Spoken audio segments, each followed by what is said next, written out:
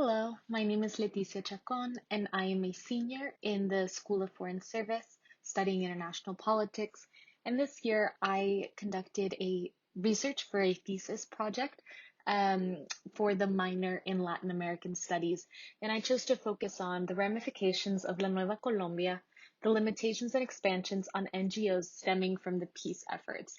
And I was advised by Dr. Elizabeth Ferris for this thesis, as well as Professor Matthew Carnes. And in this thesis, I chose to focus on the relationship between the Colombian government and non-governmental organizations serving internally displaced persons, or IDPs.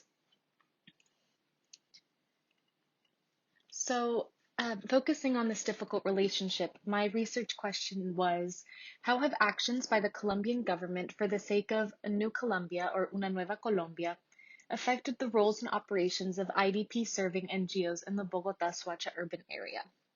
So this question allowed me the opportunity to highlight the importance of NGOs and their service to vulnerable populations, as well as provide a new way to conceptualize the relationship between a government and non-governmental organizations.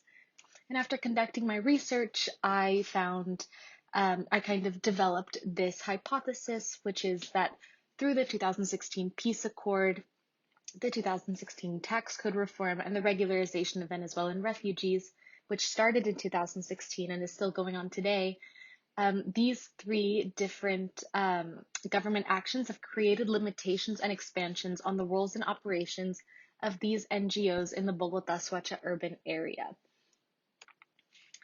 Now, because NGOs were such an integral part of my thesis, the majority of the evidence I collected was from interviews I conducted with organizations serving these IDPs in Bogotá, Soacha.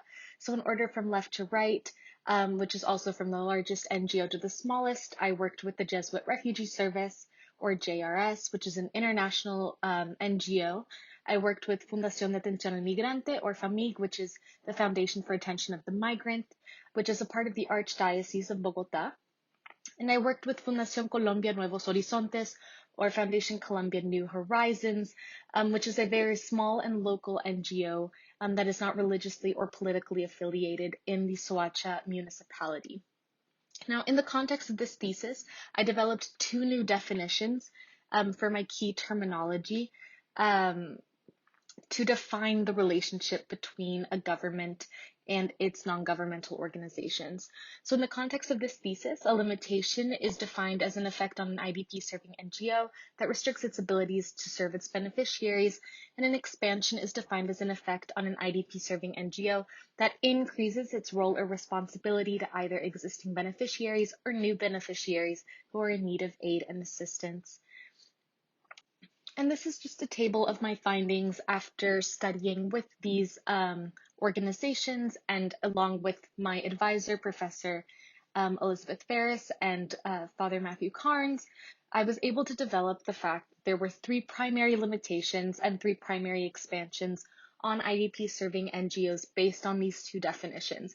And the primary limitations all were coming from a decrease in funding for these organizations, whether it be from international funding decreases or increases for the Venezuelan refugee crisis, increases of funding for this crisis.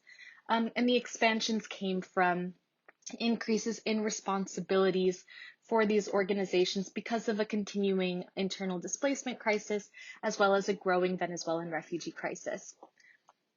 And to close, the implications of my project are that the new Colombia is not so new after all, as we continue to see many of the same issues. And just as civil society can influence the role of the state, the actions of the state can influence the role of civil society.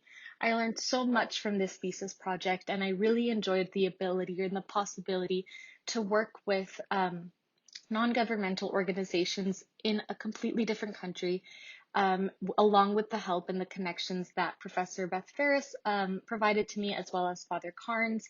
And I look forward to conducting future research in this topic, specifically if I'm able to travel to the region in the future to work with these organizations.